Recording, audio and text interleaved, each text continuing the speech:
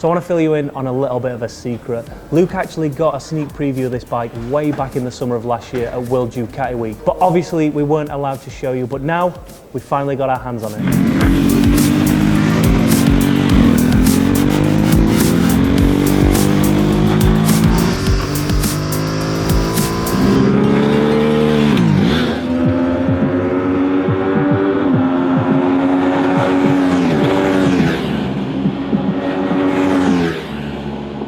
So before I tell you how this bike felt and how it rides, let me talk to you about the facts. First and foremost, the engine, 937cc. It's a very similar engine to the Multistrada that I test rode back at the end of last year, but Ducati are saying it's a completely different bike. Different crankcases, different throttle bodies, same 113 brake horsepower though. The reason the engine is different is because the engine is part of the frame, which makes these bikes very stiff and very light. Again, similar to the Multistrada, this has various different rider modes. This one's got sport mode, touring mode and urban. Sport and touring mode maintain the same power, but there's just a slight difference in power delivery. The urban mode is obviously a lot easier to ride around town, commuting, and when you're stuck in traffic, so it's a bit of a reduced power, a bit more responsive in that throttle. Like the majority of Ducatis nowadays, this comes with the Ducati safety pack, which is 3 levels of ABS and also 8 levels of traction control. So let's take a quick look at the chassis now, and trademark Ducati, they've gone for the steel trellis frame. With a hint of Italian styling, they've left some of that frame exposed. Moving on from the chassis and looking at those front forks, they're Marzucci 43mm upside down forks, which are fully adjustable. The rear shock is Sachs, and that's preload adjustable only. As you expect from Ducati nowadays, the brakes are full spec Brembos. We've got 320mm front discs and a 265mm disc on the rear. The tyres that come standard on this bike are Pirelli Diablo Rosso 3s, and as we all know, if we've ridden them, they are a great piece of rubber. So taking a look at the styling of this bike, and you can see hints of the Panigale in this, with that front headlight and obviously the single-sided swinging arm. What I really like about this bike is the way the side panels integrate into that fuel tank, and also the front fairing actually comes around and wraps itself around the instrument panel, which looks really, really impressive. This bike comes in 2 models. We've got the SuperSport and the SuperSport S. The S is the bike behind me, and as you can see, comes with a few little different extras. First and foremost, you've got the 48mm Öhlins fully adjustable titanium nitrate front forks. The rear shock is Öhlins, again, fully adjustable. There's a Ducati quick shifter and also a rear seat cowl. The Ducati quick shifter and the rear seat cowl can be bought as extras for the standard bike. Engine-wise, it's completely the same engine. Brake-wise, completely the same brakes. An impressive spec sheet is all well and good, but how does it ride?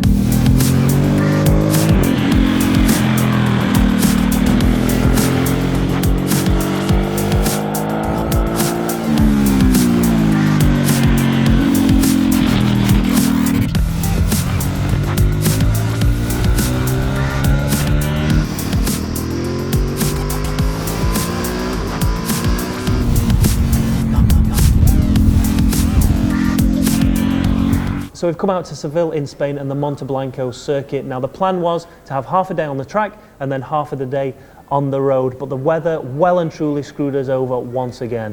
So that's the first of the group rides going out on the road. The weather is still grim here. It looks like it's clearing up a little bit, but they're still not allowing us out on track because there's a bit of standing water. So hopefully in the next half an hour, we're going to get a chance to ride this bike as well. So we took the decision to spend most of the day at the track. I mean, if someone's going to offer you the track for a day, who's going to turn that down?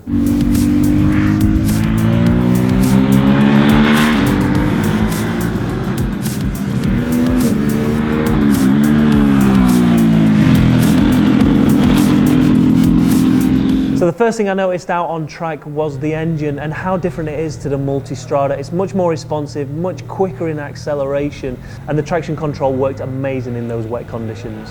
What I would say about this engine is a couple of times I was coming out of the corners in the wrong gear, but because of the torque, because of the power in that engine, it really didn't matter. It soon picked up and I was away again. Because we were on the track and we were in a controlled environment, Ducati provided us with wet tyres, which meant we could really push this bike to its limits, even in wet conditions. The handling of the bike was superb. Down the straight, it was as stable as anything. In the turns, it held a line exactly where I wanted it to go, and the change of direction through the chicanes was perfect. It really handled exactly how I'd expect it to with those Öhlins on. So because of the weather, the rider mode was set to touring for the first couple of sessions while we learned the track. Once the track dried up just a little bit, we switched that to sports mode.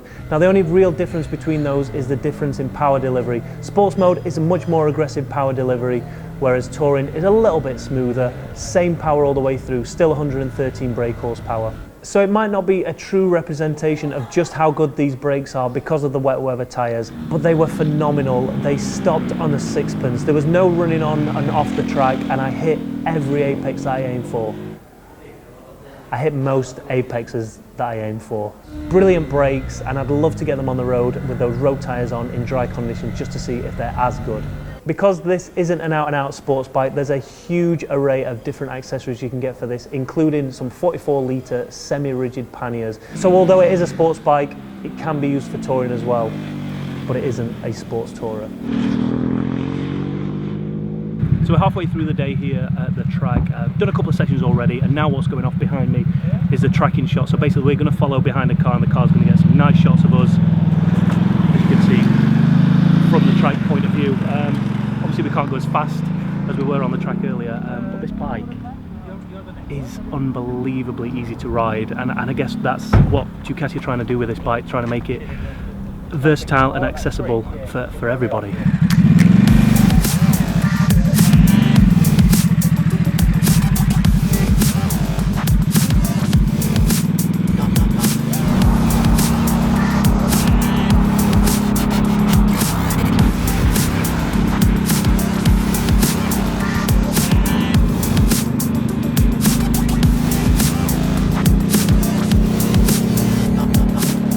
Great to get out on the track and ride this bike. This bike is perfect for so many different people for so many different reasons. If you're just getting into track days, I compare it to an SV650, one of those bikes that you get because you think it's going to be a little less powerful than the big 1000cc bikes, but it's still got plenty of go in it. It handles amazingly, and even the most amateur of riders are going to get something out of this, whether it be a track day, whether it be on the road. Because the riding position is a lot more relaxed than what you'd class a normal sports bike to be, it means it's a lot more comfortable, it's a lot easier to handle. You can really manhandle the bike around because the handlebars are on those risers. So how much is this bundle of fun going to cost you? Well, for the standard version, which only comes in Ducati Red, it's $11,495. The S version also comes in the standard Ducati Red, but also this colour behind me here, which is the Star White Silk. And the price for the S version is $12,795. New riders who want to get to the track, touring riders and older riders who want a little more comfort but still want that adrenaline rush.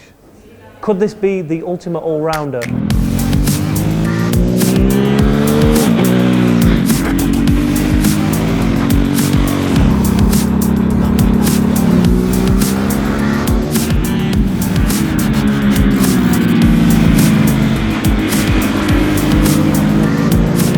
Seems to be a bit of a running theme, and the rain has stopped play once again here, so unfortunately that's the end of the day, that's the end of the test of this Ducati. But the time we got out there on the track, the dry time was sensational. Great bike, really looking forward to getting it back to the UK and giving it a full road test once they land mid-March.